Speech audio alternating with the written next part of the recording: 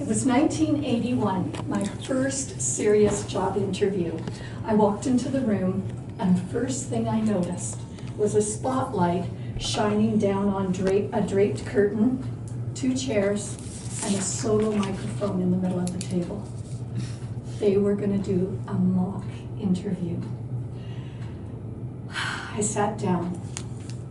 Welcome to KGBR in Nelson, BC. We're so glad to have Dawn Large with us today. She is traveling around the province with a group of team promoting health and fitness. Dawn, it's the early 80s, and there's a lot of terms being tossed around to do with health and fitness. And we're wondering, could you please help us understand what anaerobic and aerobic means? I froze. Oh, crap. Fellow Toastmasters and honored guests.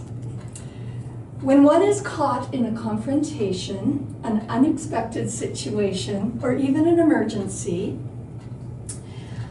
how does one move from oh crap to okay?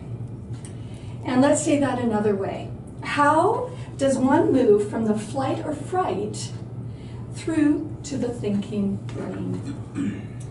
Today's talk is pulled from a book called Just Listen. The author, Mark Goulston, developed 5 stages to work through based on brain science and his work as a psychiatrist. Before we dive into these steps, let's become conversant on some neurophysiology. According to Harvard Medical School 2011 publication, stressors, real or imagined, send sensory info from our body to a part in our brain called the amygdala. The amygdala perceives the danger, fires information off to the hypothalamus. So it's kind of like the amygdala's the lookout, and when he sees danger, sends SOS into the command center, the hypothalamus. When the hypothalamus determines, yes, this is serious, presses the red button, and our body reacts physiologically at high speed without thinking, and we are in the flight or fight situation. So this life-saving response is critical to us. So an example might be the response you get when you realize that someone has just broken into your home. However, not all stressful situations are life-threatening. So how can we decrease this SOS from the amygdala to the hypothalamus when we are not when we're in a stressful but not a life-threatening situation? So interestingly, one way is to name the emotion that you are feeling in that moment. So research done by Matthew Lieberman at the University of California and his colleagues found that putting the feelings into words when in a negative emotional experience disrupted the amygdala and our little lookout in our brain, and it resulted in a weaker SOS to the hypothalamus.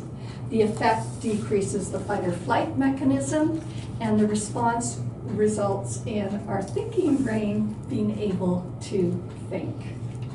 So now that you are conversant in what happens neurophysiologically, let's look at the 5 steps to stop this cascade happening. So step 1, oh crap. Your initial reaction.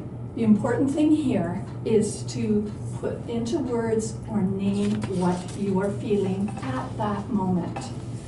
The next one is, oh God. And this is the one where you release it.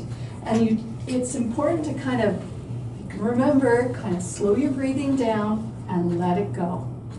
The third one is, oh geez. And this is an opportunity for you to kind of recenter, you're just breathing and knowing, okay, I'm here, I'm still here. And the fourth, step number 4, is oh well.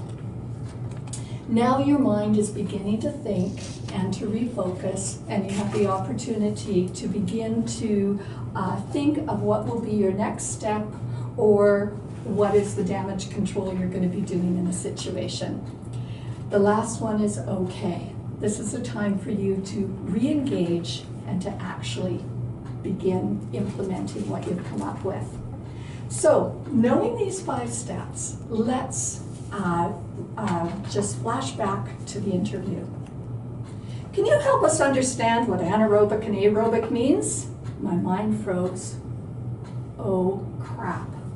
I'm so nervous, I'm panicking. Oh my goodness, I feel like such a fool, I can't remember. Oh God, breathe. Okay, Dawn, slow down. Let it go. You were caught off guard. This happens. Oh geez. Okay, relax. It's gonna come back, it will. Oh well. Ah, yes. At least I can remember what anaerobic exercises are and aerobic exercises. Just start with that and the rest is gonna come, Dawn. Okay, here I go. Thank you, John, for inviting me to KNGBR Community Hour. Let's start with a couple examples of aerobic and anaerobic exercises. It's interesting to ponder what would have happened with my life had I not froze in that interview and instead implemented the oh crap to okay steps. And I'm hoping that if you undergo a stressful situation this coming week or in your life where you freeze, or you just might happen to feel like punching the person that just cut you down in front of other people, that you would remember what we've covered and you would know that you have this tool in your back pocket. These 5 steps will fast track you from the reactive amygdala to the proactive thinking part of our brain.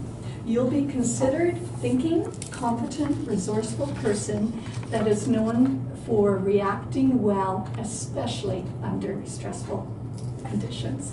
Thank you.